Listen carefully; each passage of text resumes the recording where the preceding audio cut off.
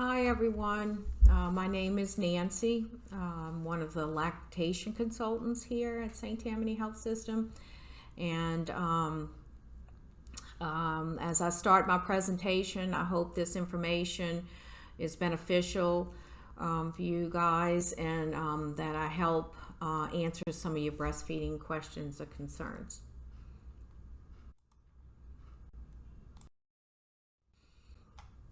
Our mission here at St. Tammany Health System is to educate you about breastfeeding based on current research and data, and to empower you to make an informed feeding choice for you and your baby.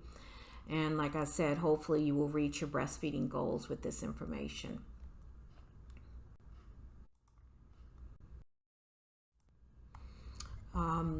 While you're here at the hospital, during your hospital stay, you will get assistance with breastfeeding, either from one of the 4 consultants on staff, or from, and both from the nursing staff that have all been trained to assist with breastfeeding.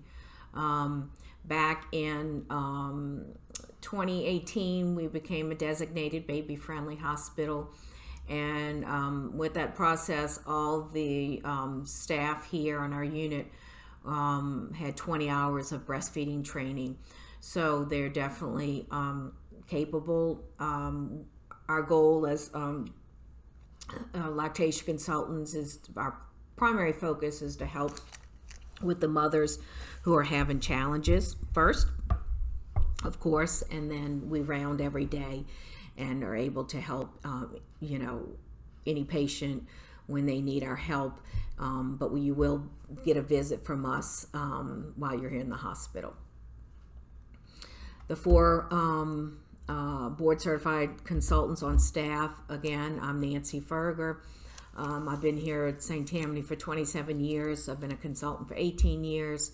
Jan Wydell, who created the whole breastfeeding program that we have, she has been a consultant, I believe, 25 years, and Cheryl Byray has been a consultant for 30 years. Tammy Lala, I believe, has been a consultant 10 years, I believe, and we are here. There's a consultant on staff, 7A to 7P, 7 days a week.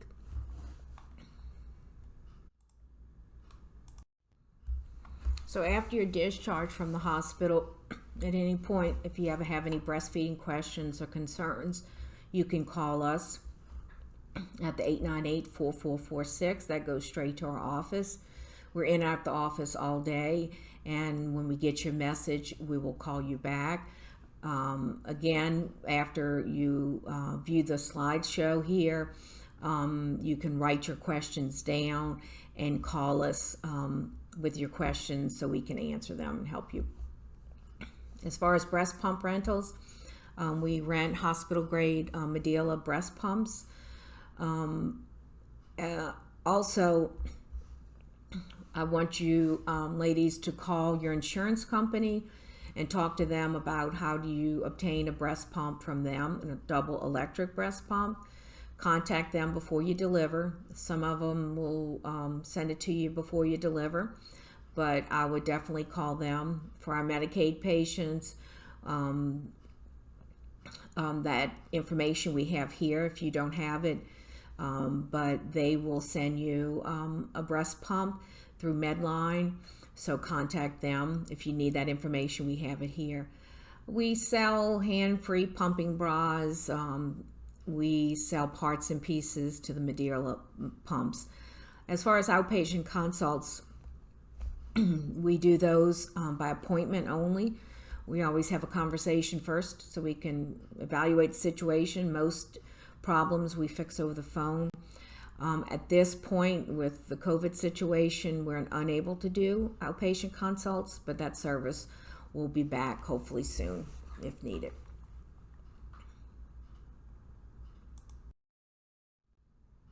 Also, after your discharge, you have our services.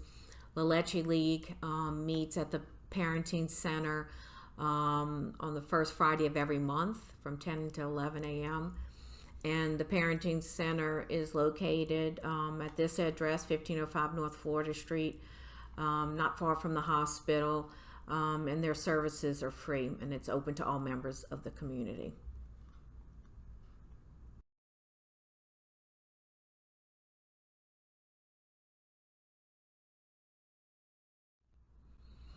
So Cofective is an educational program that offers a wealth of information. You can download the app. This is the spelling here, Cofective. It's good. They have a mobile app, and it's information that you can have on your phone. You can give the information to grandparents, families, and friends that may be watching your baby. They have a lot of good information, not just about breastfeeding, about baby care, and so forth. We also have some laminated counseling sheets that are in a folder in every patient's room that you can view. And the obstetrician's office should also have that little binder. So when you're in the office, if you want to view them, just ask the staff there. So here are some of the handouts that you may look for in your doctor's office. That again is in the binder in the room that you'll be in. It's a little white binder that we usually keep in the drawer next to your bed.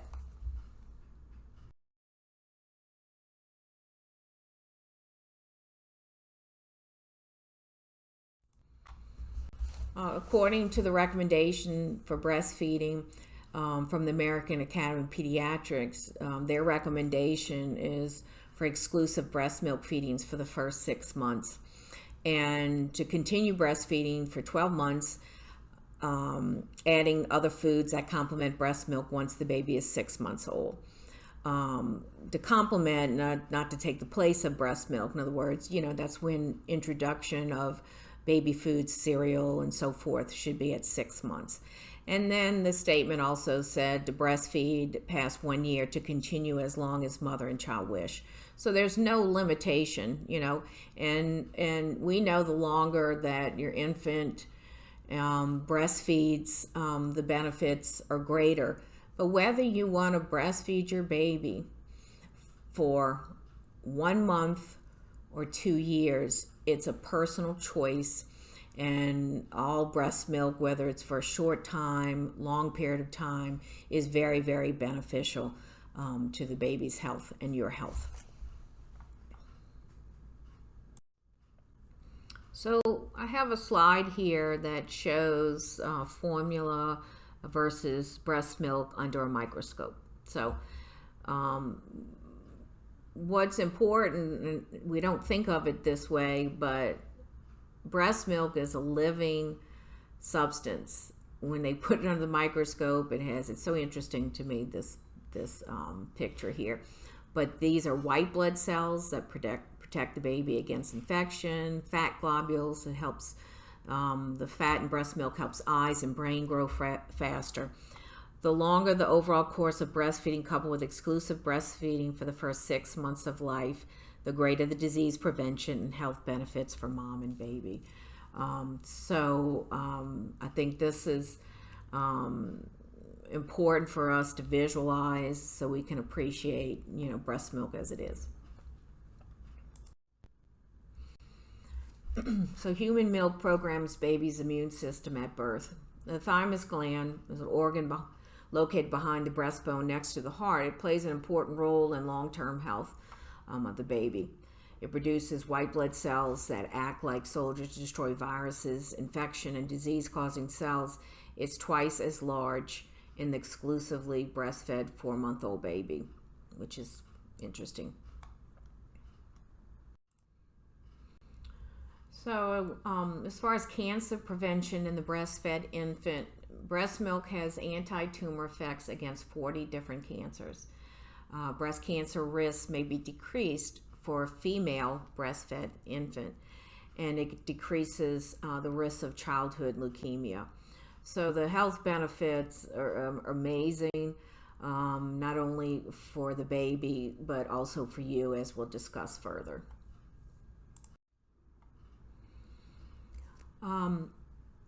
Also, some diseases that have a decreased risk when you breastfeed your baby.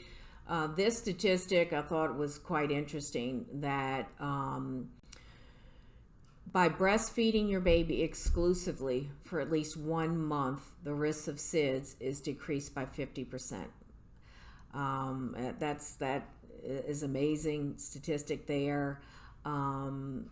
As also, it coats the baby's gut, keeping it healthy, preventing stomach intestinal illnesses, and it decreases asthma, allergy, ear infections, and respiratory illnesses. So here's some more health benefits that last a lifetime. So what you choose to do for your baby now is going to impact your baby for the rest of his life.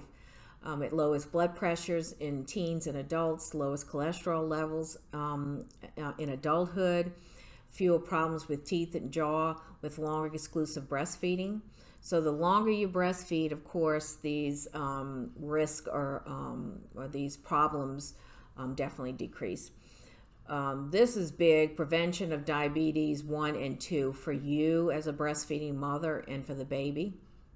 And there's a 51% decrease obesity in 9-year-olds breastfed for 26 weeks or longer. So, you know, childhood obesity is a big problem in our country, and this is one way you can help your child later on in life.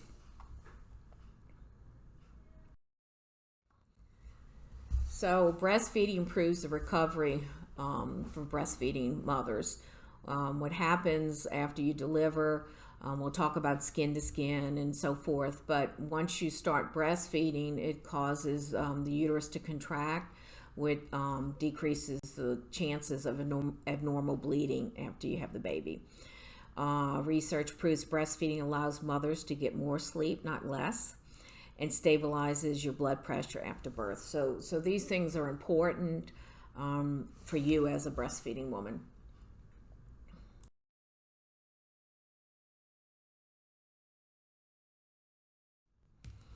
So here's a list of more disease prevention in the mom with extended breastfeeding. It's a 28% decreased risk of breast cancer for every year of breastfeeding, even with a family history of breast cancer. That's big. Protection from ovarian cancer, lower risk of cardiovascular disease, lowers the risk of diabetes, and protects us from osteoporosis, which is brittle bones. So not only does, giving our infants breast milk is important for our health, but it's important for our pocketbook. You save more than $1,700 in a year, in the first year of a baby's life. You don't have to buy milk, less bills from illnesses. So, the breastfed baby is going to have less visits at the pediatrician office, which is going to save you money and time, and then less days of missed work. It's very stressful when we go back to work and we have an infant, but if we can keep our babies healthy, that's just less stress on us, and we're better employees.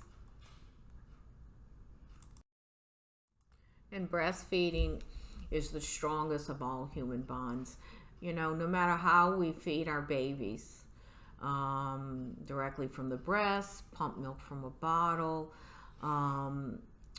or formula feed the baby, we as parents are going to bond with our children. But I will say,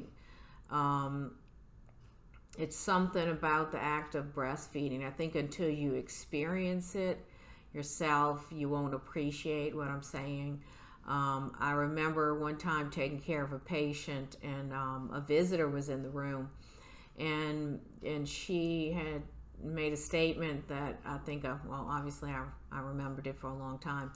And she said that she had bottle fed all her children but the last. I think it was like number 4 or 5. And she says, I love all my children, of course, but the child that I breastfed, I feel the closest to.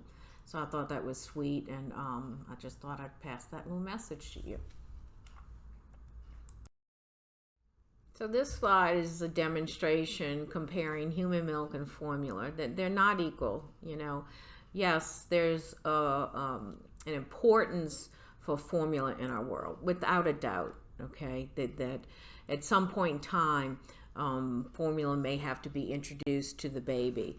But when you compare the two, as you can see here, you know, antibodies, hormones, antiviruses, anti-allergies, all these things, the first 6, 7 components you're not going to find in formula.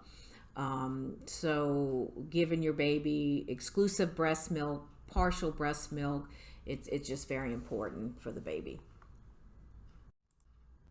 So this just shows you the difference between human milk and formula.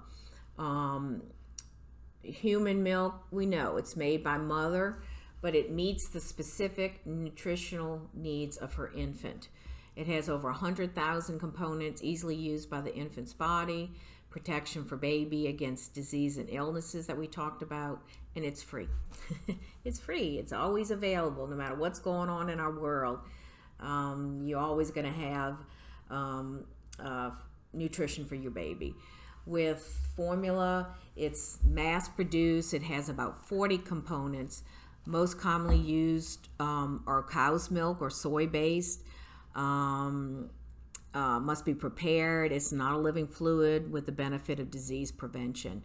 So this is just a comparison of our milk to formula. So I know things at this point are different with people coming into the hospital and visitation. And at this point with the COVID situation on our unit, New Family Center, there's only one person who can be with you when you have the baby. Whether that's dad, your mom, any significant other, but only one person to be in the room and can't leave the room. And hopefully in time that will change. So, but after discharge, you know, we want to have somebody who, as they say here, your champion, someone who can help you with the baby, you know, taking you to appointments, and just being there for you to meet your needs, because you're going to need definitely some help when you adjust to being a mom. So before the baby arrives, you know, you could have that significant other come to classes with you, go to your prenatal visits. We offer many classes besides this one, baby basics and so forth. But that person who's going to be with you, if they go along with you to these classes and appointments, they can help you hopefully at the time of delivery, just at least to be there and support you. Mothers who learn about non-medical comfort measures for labor have more of a positive birth experience, need fewer interventions. We do have a prepared childbirth class that's offered also to help the process of labor and delivery go smoother. So the person there, your champion role before the baby arrives also is to help you select physicians that are breastfeeding knowledgeable and supportive. You're going to need to choose the pediatrician who's going to be taking care of your baby.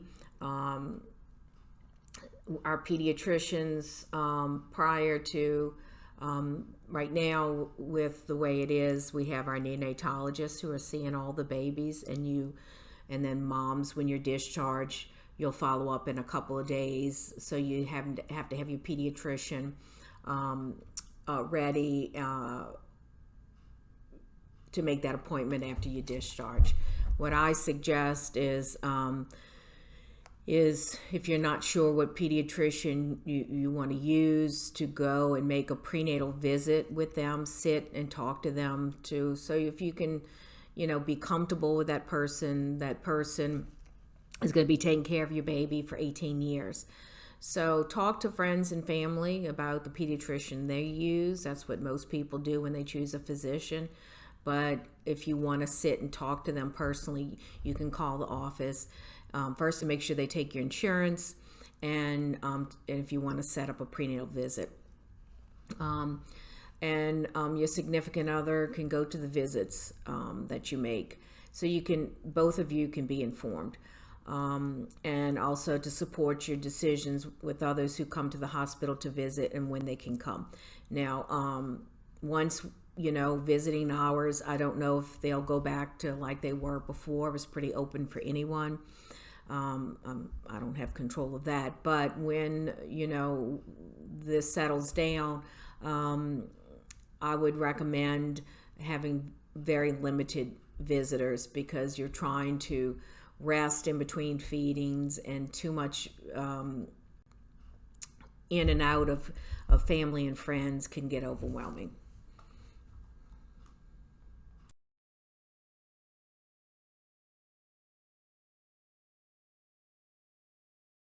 And then once you're at home, you're going to appreciate the help with preparing meals, housework,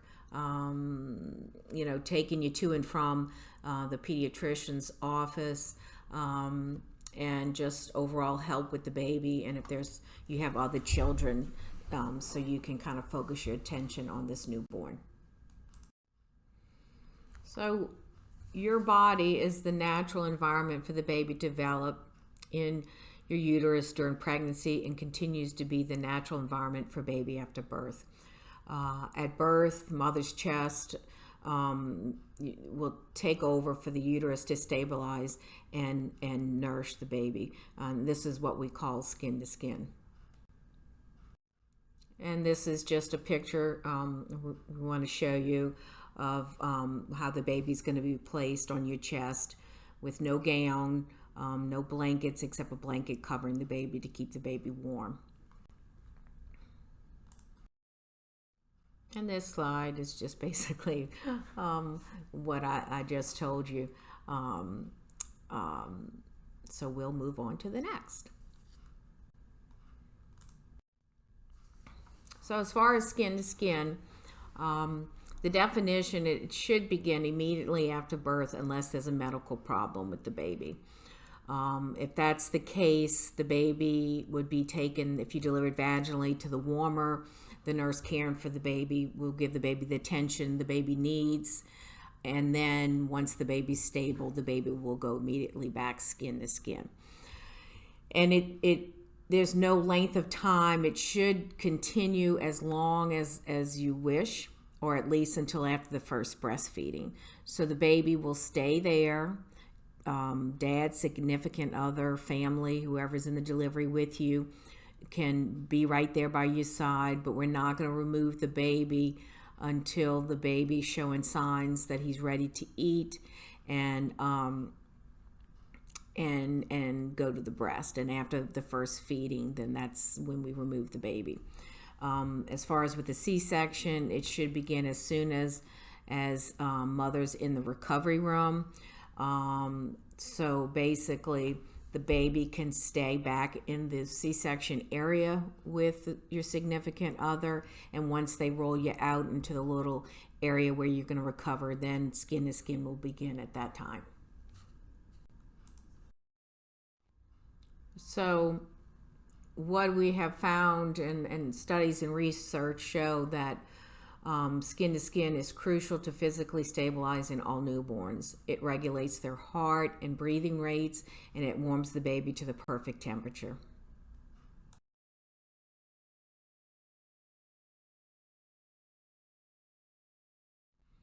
So in this picture, it shows the baby wrapped up and on top of mom, who has a gown on.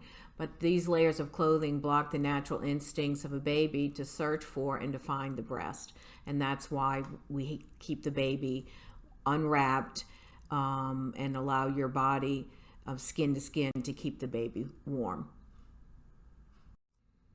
So also skin to skin provides the baby with your harmless bacteria transferred to the baby, giving protection.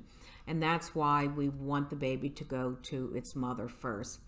It also, as far as benefits for you, it helps expel the placenta and decreases risk for you to have severe bleeding after you deliver the baby. And it can be used throughout the first weeks of life and longer to awaken or console your baby. So this slide shows your champion, dad, significant other. He can also do skin to skin. A lot of times this takes place after our C-sections when we're waiting for you to be rolled out of the C-section area. So while we're waiting for you to become stable, baby can do skin to skin. I think these pictures are just precious. Dads can do skin to skin in the room to help calm the baby. It's very soothing for parents and for the baby. So in these next slides, I'm going to go over what we call the magical hour, the natural stages of recovery. So here's a picture after delivery, the birth cry immediately after birth as baby's lungs expand at that time. So after the baby's born and placed skin to skin like you see here, it's the time for kind of rest. The baby lets out that big cry, baby goes to mom, and that's when you may see the baby just kind of calm and relaxed. So this slide shows kind of the next step where the baby, whether it's a few minutes, it could be 10-15 minutes later, because every newborn, you know, kind of goes through this process differently. But then you may see the baby kind of squirming, more alert, maybe some mouth movements going. So as time goes on, after the baby's born, you're going to start noticing baby becomes just more active, rooting, increased mouth, you know, movements and sucking movements. And at that point, the baby's telling us, hey, I think I'm ready to eat.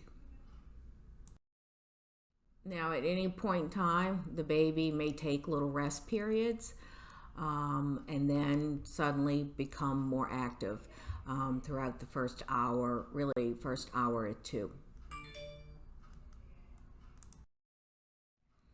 So at some point after the baby's born, if we didn't help the baby latch, the baby would crawl to the breast. Babies can be very independent if we just let them do what they naturally would do. But if they need assistance, then we're going to help. And then over the first hour or two of life, the baby becomes more acquainted and starts licking, rooting, and attempting to latch by himself. And then here we go. Baby has latched. And again, they will latch by themselves with little assistance. Some babies, again, need more assistance. But the whole process, it's not, you know, like textbook all the time. It really depends on the baby and the delivery. If it was a long process, maybe a little difficult delivery, the baby can be tired, and it just may take a little while for the baby to really start showing signs of hunger. And then after it's all said and done, mom and baby can just rest. It's very important for safety reasons that you have a support person present when mom and baby are doing skin to skin, just to keep an eye on the baby while this is going on. So here at St. Tammany Health System, we encourage rooming in. Over the past year or two, since we've become a baby-friendly hospital, the recommendation is for babies to stay in the room. It allows really for mom and baby and dad to become acquainted. You're going to learn how the baby shows signs of feeding cues. If the baby's separated, then we're going to miss those feeding cues. And in the first 24, 48 hours of a newborn's life, you really have to take advantage when the baby's saying, hey, I'm ready to feed, because you know, definitely the first 24 hours babies can be very sleepy.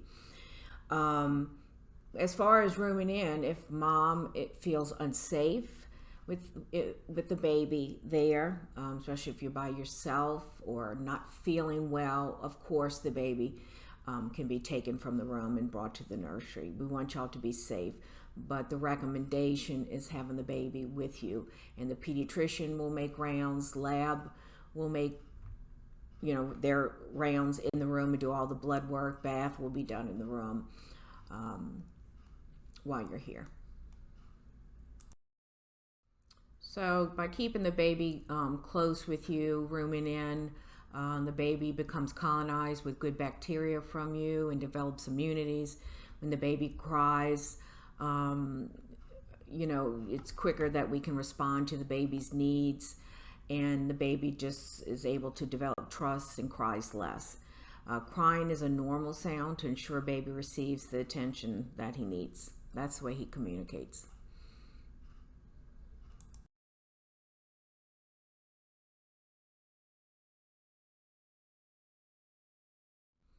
So we have what we call quiet time from 1:30 to 3:30 every day. And it just gives you these 2-hour rest period where we don't have visitors come in. Staff limits their visits. So, you know, that just allows you to get more rest.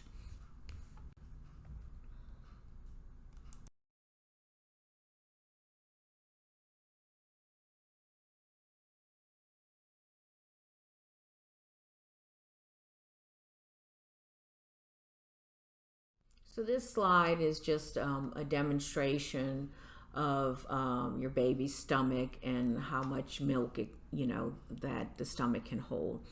Typically, with a baby who's latching well, in the first 24 hours, a baby can get anywhere from a teaspoon or two per feeding.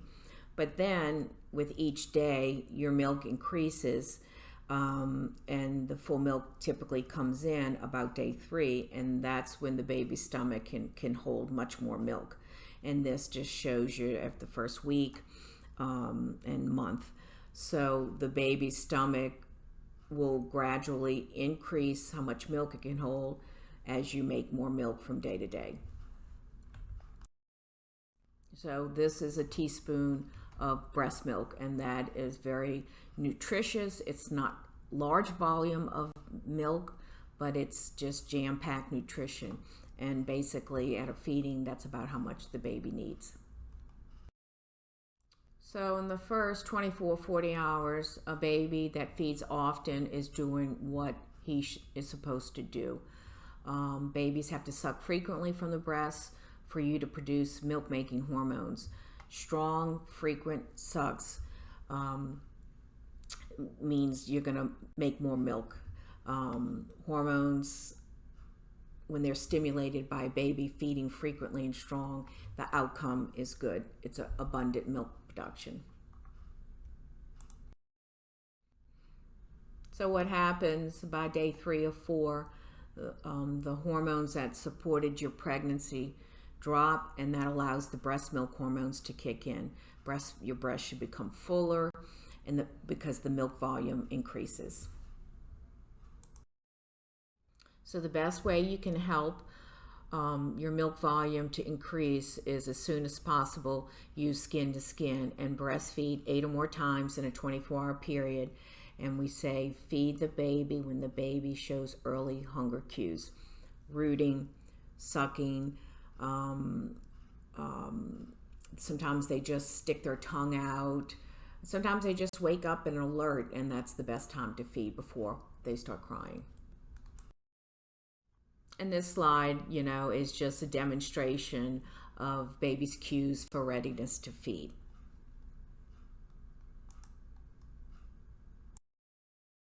So the typical newborn, the first 24 hours, they're recovering from this birthing experience, and you know, they're just kind of calm, sleepier than usual.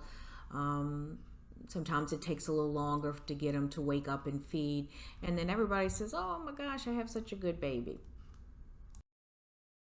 Then comes the second night, and at the second 24 hours of this baby's life, you may notice the baby's a little fussier, a little difficult to settle down, and they want to cluster feed. That is perfectly normal. Remember, we want a baby who's active at the breast so we can make a good milk supply. So like I said, the second night, baby's more awake, bothered by a lot of stimulation from people and noises. It's a perfect time to do skin to skin to kind of settle the baby down.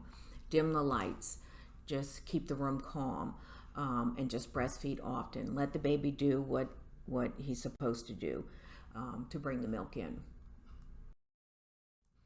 And definitely nap when the baby naps. Take advantage of quiet time, limit your visitors, which is being done at this point. It's really kind of coming in handy.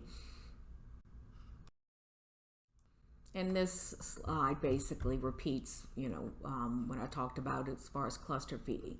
Baby feeds often for several hours with short breaks between feedings.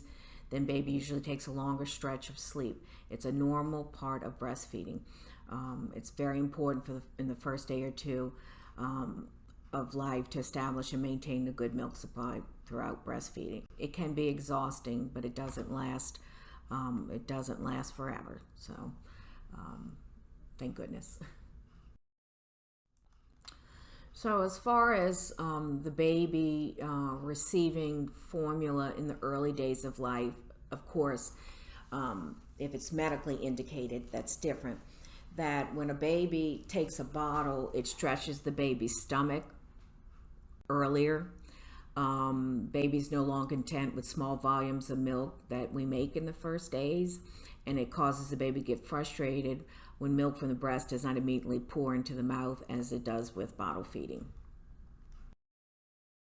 So this picture shows, you know, it's a demonstration of the baby's stomach size and the nutritional needs that the baby needs in the early days compared to this bottle that just the baby hardly has to suck to get the milk, and they tend to overfeed, sleep much longer, and when they go to the breast that's not full of milk, again, it can be frustrating for the baby. So another risk of supplementing the baby with formula in the early days, that it takes longer for formula to be digested. It's large milk proteins. It can take 3 or 4 hours, and that's why the baby will sleep longer. With breast milk, it's easier on their gut. It digests very fast because of the small milk proteins. So if you have a baby sleeping longer, it's less stimulation at the breast. It sets mom up for poor or delayed milk supply. So ladies, if y'all are concerned about the baby's intake, we will show you how to hand express some colostrum, and you can spoon feed the baby the milk that you express. And that way, if we need to supplement or you're concerned, we can always give more milk this way. And what can also help is applying a little warm compress to the breast, or really just massaging the breast prior to feeding. that basically stimulates the hormones when we massage the breast, kind of primes the breast, and it makes it easier for the baby to get milk. So like I said, first, well,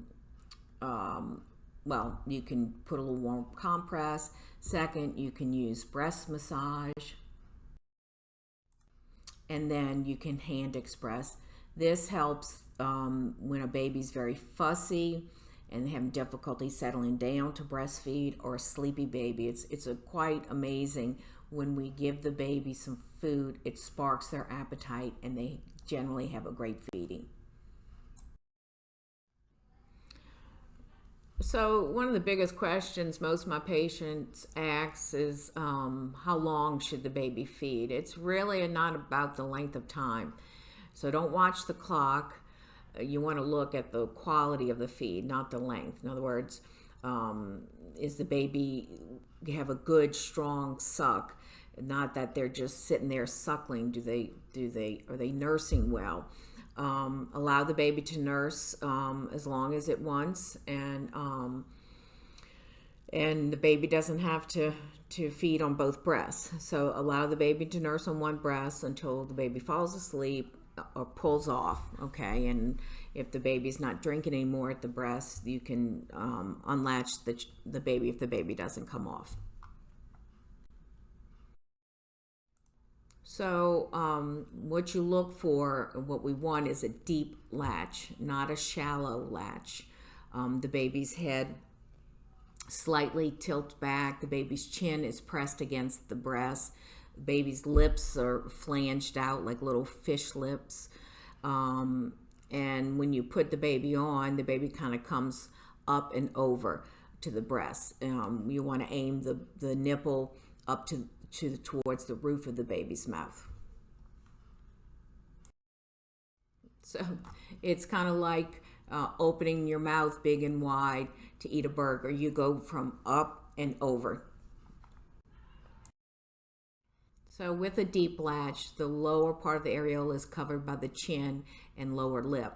You may see some areola on the top and the sides. So depending on your anatomy, how much areola is exposed. The baby just needs to be latched back behind the nipple. And the nipple is cushioned by the soft palate during sucking to avoid damage. So when the breast, when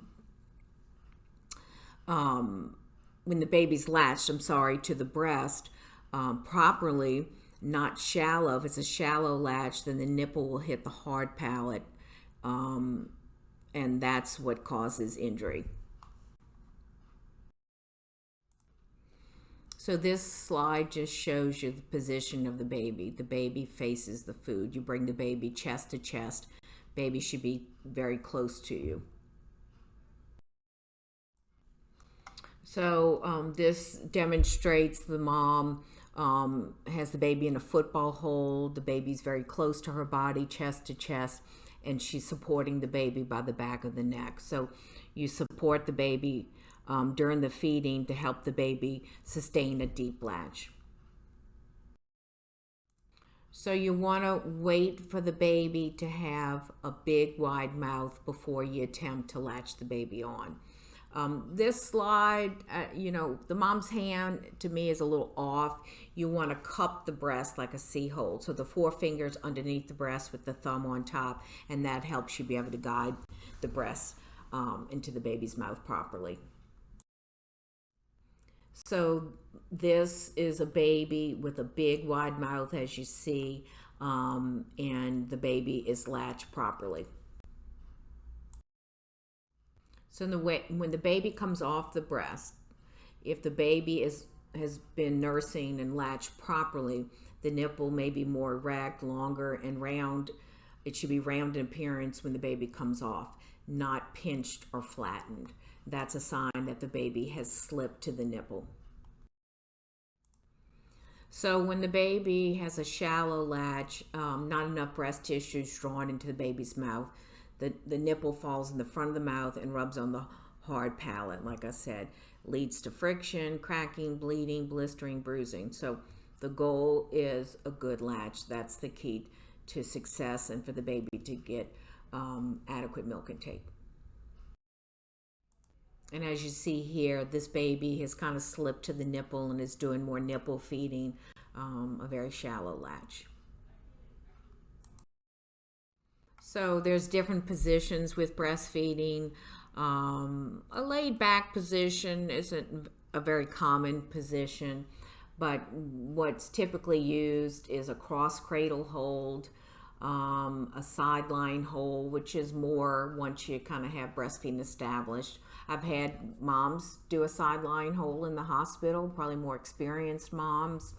Or sometimes we have to do it if mom's bottom is uncomfortable, and if it's uncomfortable to sit on your bottom, then we will, make it work with a sideline. But it is a good position when you just kind of want to lay in bed and feed the baby.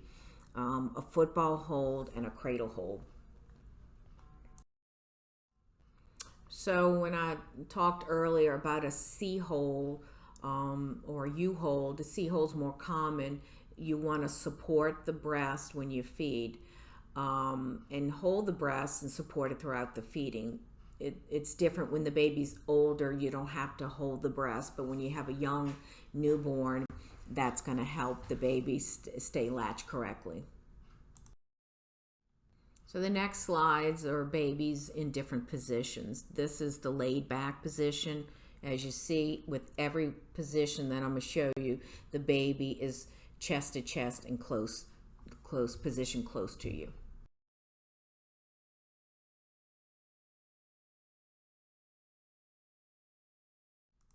And this is a sideline hold.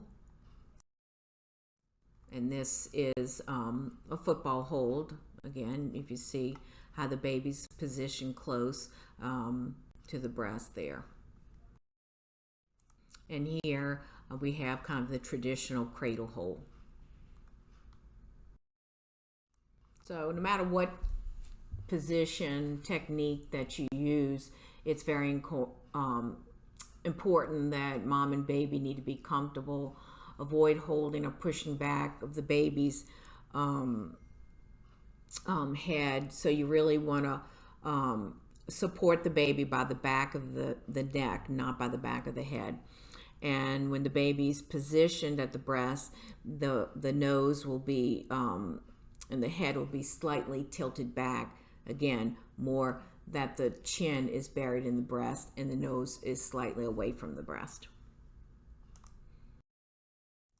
So when the baby's actually transferring milk, getting milk, like I said, the chin's against the breast rather than the chin on the chest. The head's tilted back. As the baby takes in a mouthful of milk, you will see a pause just before the swallow. So when the baby is transferring milk, getting milk adequately from the breast, breastfeeding well, what you're going to see is slow, deep, rhythmic sucks, not fast sucks. The longer the pause that the baby takes, the larger the mouthful of milk.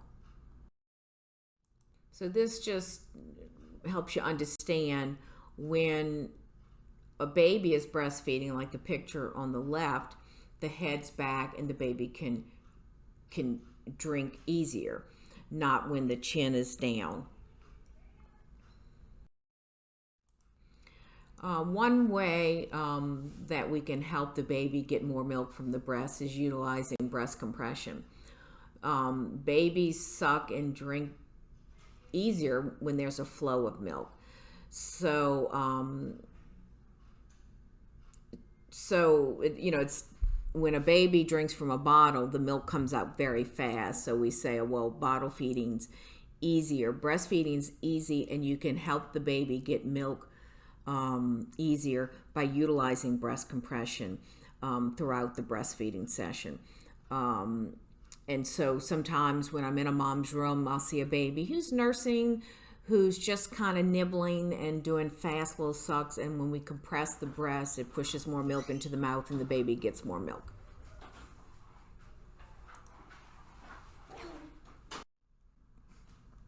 So in this slide, it just demonstrates a mom utilizing breast compression during the feeding. So when the baby kind of slows down the sucking, you compress and that increases the milk flow, and it just stimulates the baby to drink more. So the question is, do you feed from just one breast or both breasts? Well, let the baby decide, okay? From day 1 to 2 of life, baby may go back and forth from one breast to the other side several times throughout the feeding. When mom's milk volume increases, let the baby feed from one breast first, and let the baby drink until the baby removes itself or no longer is drinking with breast compression. So baby comes off the first breast and wants more. If the breast that the baby just nursed from is still firm and feels full, put the baby back on that same one. First breast feels well drained, or the baby pulls off in frustration, offer the other one, okay? So the benefits of letting the baby drink from one breast until the baby's full is the baby receiving hind milk. All the milk in your breast has fat, except the back part of the breast milk is highest in fat.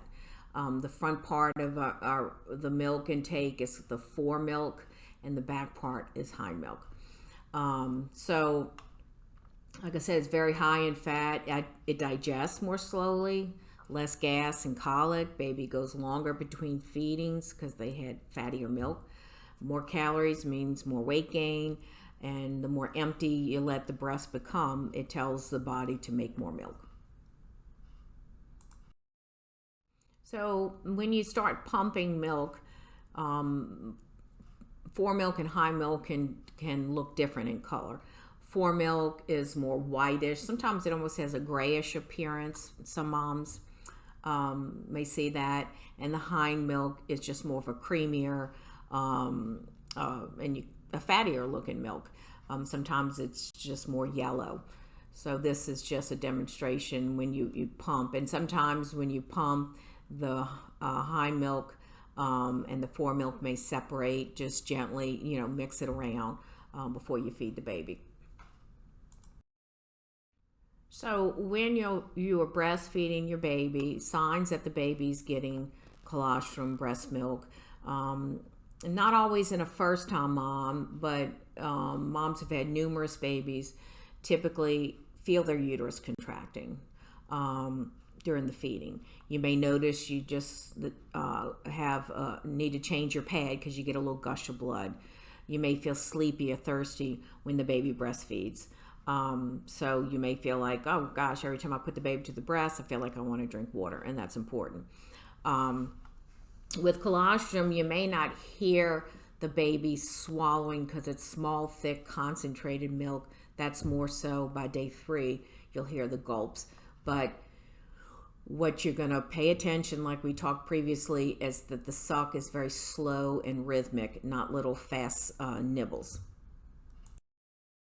And another, very common, important question is, how can you tell the baby's getting enough milk? By the baby's weight. Now, in the first 3 days or so, the baby will lose weight during that period. Most of that weight loss is fluid loss. Babies, whether breastfed, formula fed, all lose weight in the first 3 days to get that excess fluid out. The normal weight loss in the first 3 days is 7 to 8% of the baby's birth weight, and that's completely normal. Now, once your large load of milk is in, the most obvious sign of a breastfed baby getting enough breast milk is weight gain. And on an average, a baby gains about an ounce per day. A half ounce to an ounce is okay. Some of them gain more. The American Academy of Pediatrics recommends that breastfed babies are seen within 48 hours of being discharged from the hospital. So it's very important that appointment is made with your pediatrician. And I usually tell my patients, try to call the pediatrician if the pediatrician's office is open before you leave the hospital. Another very important sign of good milk intake is wets and dirties. What goes in has to come out. And in the first 24 hours, a breastfed baby only has to have at least one wet and one dirty diaper on the first day. Meconium is the stool, is the stool that the baby will pass. It's very black and usually very tarry.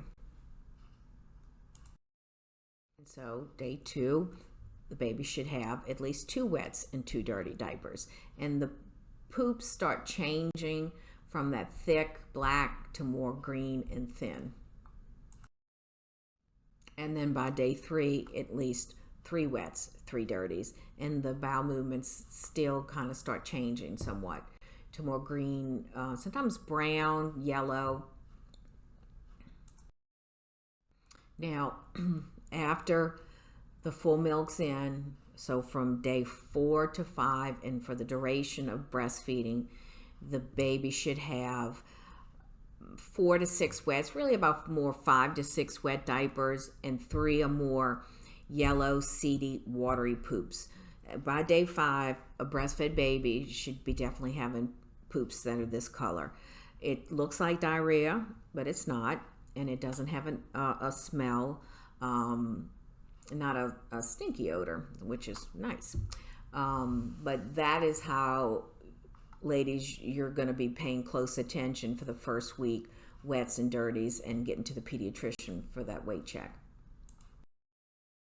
And once day 4 comes, and the baby's drinking a larger milk volume, we definitely want to see light to clear yellow urine. That's a sign of good milk intake, not dark concentrated urine. Before that large load of milk comes in and the baby's drinking the early milk, colostrum, you may not see really abundant amount of urine in the diaper, and that's perfectly normal. Now, these diapers, you can see sometimes in the first 24, 48 hours, you may see 1 diaper, maybe 2 in the first couple of days that have this kind of an orangey color in the urine, and that's just the baby passing uric acid crystals. We all pass it in our urine. It can be okay to see that in the first, again, day or 2, but after that, we should not see that, and that would be a concern, and that's when you would call your pediatrician, because that could be a sign by day 3 of decreased milk intake, and also a phone call to us if y'all had any questions about that. We can talk some more and get a plan going. So like I said, definitely by day 4 or 5, we want to see the yellow, seedy poops. You don't want to be seeing meconium on day 4. That's not a good sign. Now, this is a log, and we have this log in the breastfeeding book that we'll give you after you deliver the baby. It's going to have this available so you can document your feedings, wets, and dirties, and every day it talks about signs of good milk intake and what to expect. So it's just, don't just look at this aspect of the book. I want you to read from day to day. It'll take you a few minutes, and so you can be prepared what to expect. So as far as nipple tenderness, it's very normal to feel this, have nipple tenderness in the first week or so. And that's really just because of the initial stretching and pulling of breastfeeding. That will go away.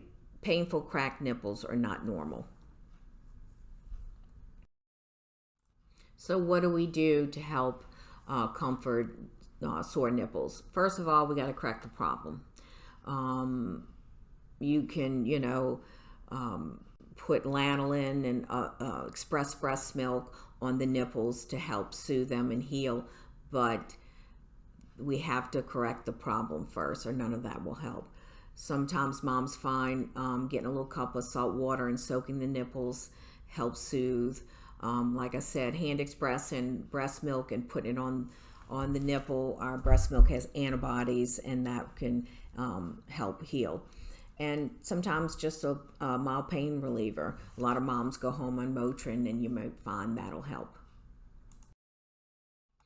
So like I said, after day 3, your breast should start changing. You should experience heaviness, fuller breast after 3 days after the baby's born.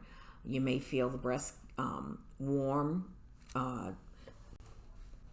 maybe a little tenderness in the breast when the full milk comes in.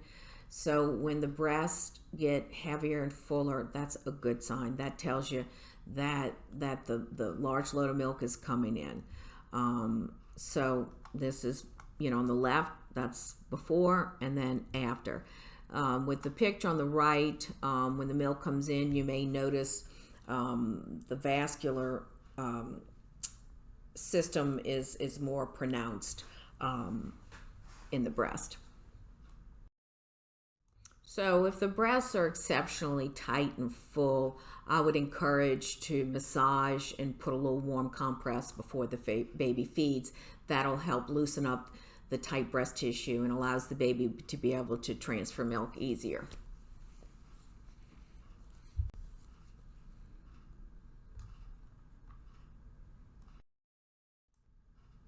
And so this is just a picture of a mom massaging the breast before feeding.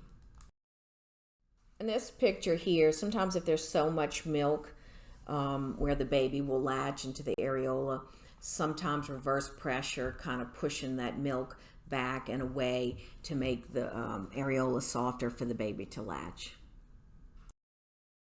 And also what can help the baby be able to latch easier when the full milk comes in is to hand express some milk, again, to make the breast tissue softer and more pliable. When the breasts are kind of tight and full by day 3 or 4, if you, after you nurse, if you put some cold compresses, the picture on the right, pack of frozen peas, whatever you have available, that'll help get that inflammation and swelling down in the breast. And then I don't know if you ladies have heard about cabbage leaf compresses.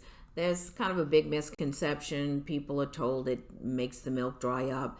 No, it just helps decrease the swelling in the breast that may be engorged. So you can just layer them on your breast, cold cabbage leaves, and change them as they wilt.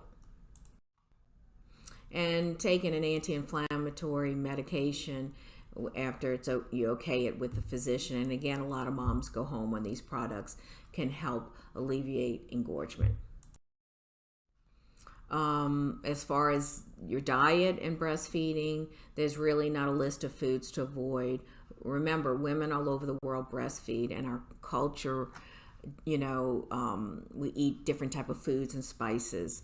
So just eat healthy. And if you notice that every time the baby eats, you eat a certain food, if you notice a trend of fussiness, then just avoid it for a while.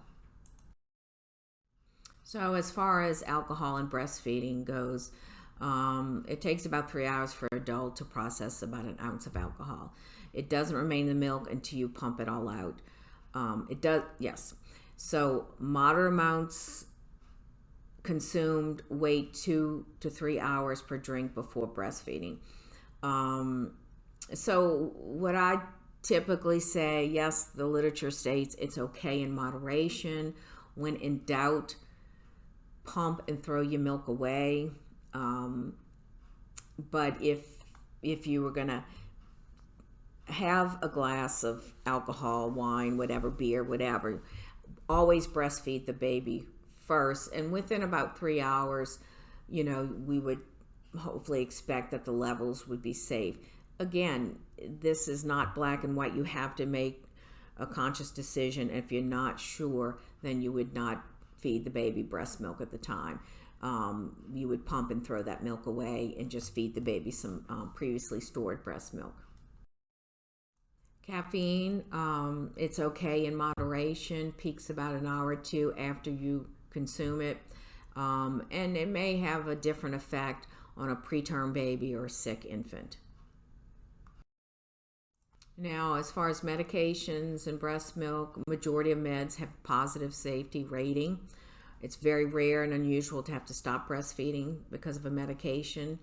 And if you are prescribed something, there may be an alternative. So talk to your physician about prescribing something safe with breastfeeding. During the first days following birth, when higher doses of pain meds are more likely, baby gets drops and teaspoons of milk.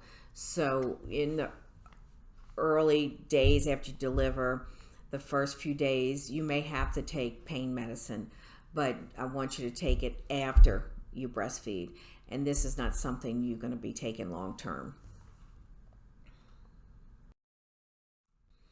Now, this is an app that we have given mothers that would give information about breast milk and safety with medications. Someone informed me that the app was retired, so if you try to download the app and have trouble, and if you have questions about medications and milk, we have literature here that we can look up the medication for you and read what the literature says about that particular drug. And yes, breast milk is best for your baby. I sure hope that this information that I've gone over with you ladies is helpful. Please, please, any questions you may have, call us at 898-4446, and we'll be happy to answer any questions that you have. And y'all stay safe, and see y'all soon.